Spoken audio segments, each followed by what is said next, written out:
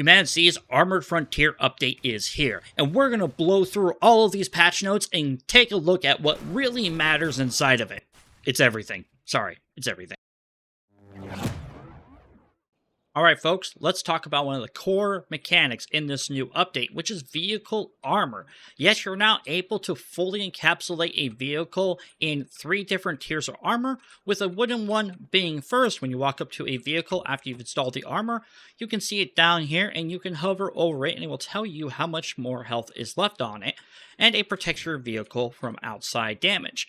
I do like the Tier 2 version, which is right here. A little bit of a rusty look, kind of give more of a Mad Max feeling.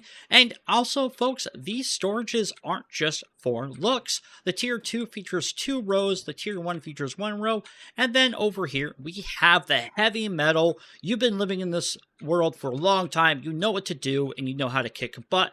Almost kind of has the whole, like, Living Dead kind of look that they had going on in some of the movies. And in the back here, with the Tier 3 storage, you get 3 rows of storage.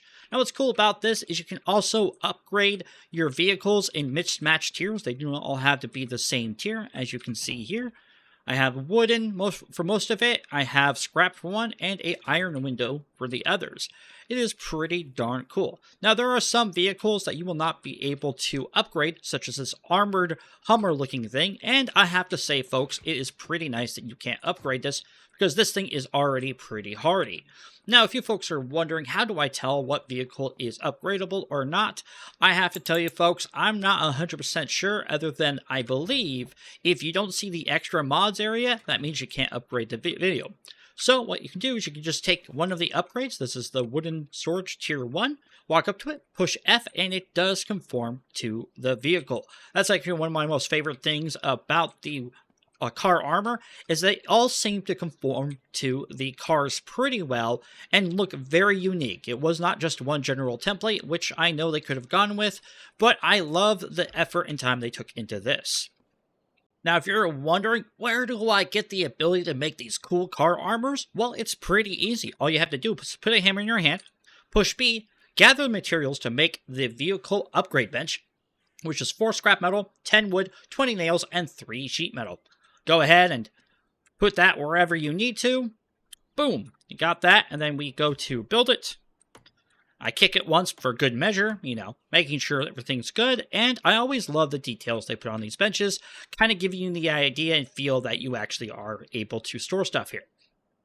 Inside the upgrade bench, you can see there are levels, Tier 1, Tier 2, Tier 3, we just talked about them, but to give you a good idea here, this is what it takes for the Tier 1 bumper, this is what it takes for the Tier 2 bumper, and finally this is what it takes for the Tier 3 bumper. Now you notice right here it says propane torch. I think this is a new item and it is specifically meant for this, and I absolutely love it. Most people, I think, are going to be going for the storages. Again, the Tier 1 offers 1 extra row of storage to the car's storage, Tier 2 offers 2 rows to the car's already storage, and Tier 3 offers 3 rows to the car's storage already there. I definitely had a lot of fun building just the bumpers and driving around because it's quite useful. Alright folks, as you may have noticed, there are extra mods in here, and they have 4 options here. Now you can find these mods throughout the world.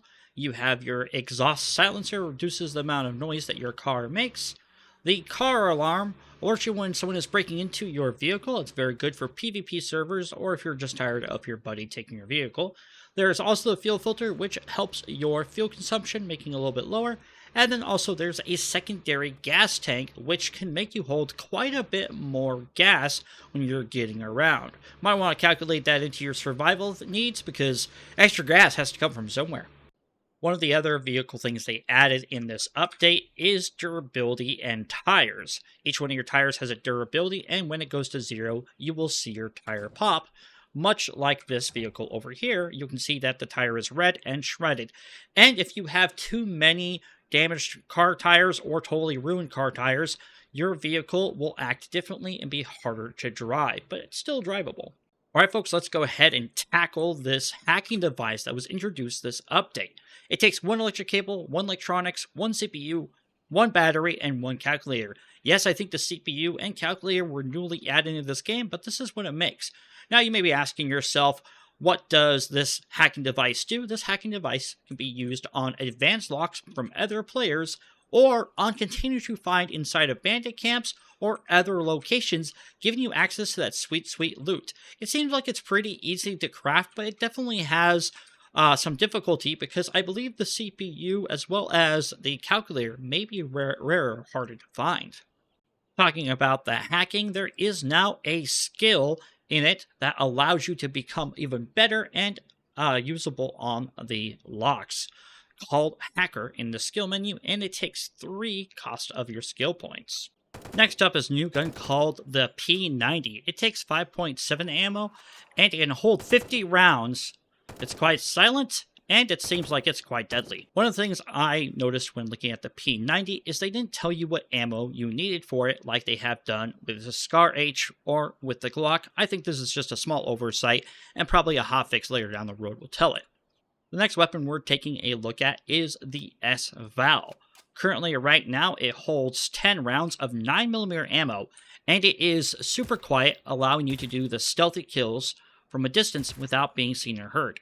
I can see this weapon being very, very useful against bandits without having to take on the whole camp by yourself. The next weapon in this update is the M4A1. It takes 5.56 ammo, and you can also attach an extended mag on it if you wish. So here's the installing of the extra mag. And when I go up to here, instead of holding 30, it now holds 60 rounds. This seems like a pretty handy weapon to have for some quick crowd dispersal and overall taking care of the Zeeks with a bang. But don't worry, folks, when you run out of ammo, they didn't leave the melee lovers behind. You can now find a tire iron around in the world and use it as a melee weapon and take care of those nasty Zeeks when you're low on ammo. They also added in a new point of interest, which is the ship dockyards. Ignore that large pile right there. I had to clean up.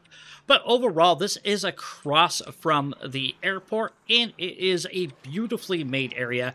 I think I'm really happy with it. It definitely feels like an industrial ship port. I do live near some of them, being close to Seattle, and I can say that these look always busy. There's always a ton of things being put on the ground and everything else. And I absolutely just love the amount of detail that went into making this ship dockyard. Another point of interest that got a major overhaul is the airport. This area has been given quite of an upgrade, showcasing new areas, making it a bit more explorable with hangars, as well as just overall improving upon the area with more airplanes and making it feel like an area that you can fully explore and enjoy. One of the cool things they added in this update allows you to customize your character just a little bit more. They added in attachments to your backpack. It comes in 10 charms, 3 toys, and a coffee cup that is attachable. All you have to do is find them in the world, right-click, install, and then you will see them hanging from your backpack. This one is the heart. I don't want to show you folks all of the ones you can find because I think it would be better if you found them out in the world while playing this wonderful game. And there's more points of interest for you to discover. A new ship has been added to the map along with a new hidden bunker. We gotta go out and find those folks. Also, they made a lot of effort for the quality of life in this game. The first change is to the vehicle claim system. Unclaimed vehicles are now destroyed on restart, and new vehicles are respawned randomly in the world. This is to allow new players joining the server a higher chance of finding a vehicle to claim and prevent others from monopolizing them. Server admins can now see the name of the player in addition to Steam IDs while accessing storage or vehicles. Add a reset button for server settings so you can go back to the default value. Adjusted daylight values based on player feedback. Don't forget to turn off your flashlight. Made adjustments to the lighting to improve weather performances, increased pickup and speed animation, can fully rotate the camera while driving, increased health of the APC, increased repair value of the APC. The sat-nav moved to the vehicle mods, increased pickup radius so no more pixel perfect picking up. Chopping, sawing, and chainsawing logs now drop in a wood stack. Wood can now go into pockets. Scrap cars now drop sheet metal in a stack. Scrap cars now have a chance to drop tires. Crowbar animation was synced with audio. Can now add resources without the build menu. Dismantling storage containers with items in them now drop the items instead. Destroying players' containers with items in them will not drop items. Must be hacked/picked. Sharp tool items is now needed in hand to harvest meat from animals. Sharp tools used for harvesting animals now takes durability loss. Face wear items now take a durability loss. Player-built assets on multi-story buildings or rooftops can no longer be seen when on the ground. More items have stacking capabilities, MREs, regular and advanced lock, etc. Most scrap cars will respawn. Scrapping cars on the road will not respawn, but cars like the ones inside of the junkyard or auto shop will. Survivors will no longer take damage from Zeeks when inside a vehicle. Door open and close prompt now moves with door instead of staying in doorway. AWM is converted to 7.62 ammo instead of 50 caliber ammo. The Scar L has been changed to the Scar H and now takes 7.62 ammo. Fire arrow icon change. Fire arrows no longer go into pockets. Compound bow icon change. And so many more changes and fixes in quality of life, folks. Folks, I know I always speak very highly about the HumanitZ, but I really enjoy the amount of effort for such a small team they're always putting into it. Now, if you want to have a full-fledged breakdown from one of the people on the team themselves, nice person named Dara, he goes into very much detail about why they chose to do this or why they're going with this and what is to come. I'm going to put his link down in the description for his video down below. But remember, folks, thank you very much for watching the State of Survival. I've been Dumpgra. Ta-ta for now.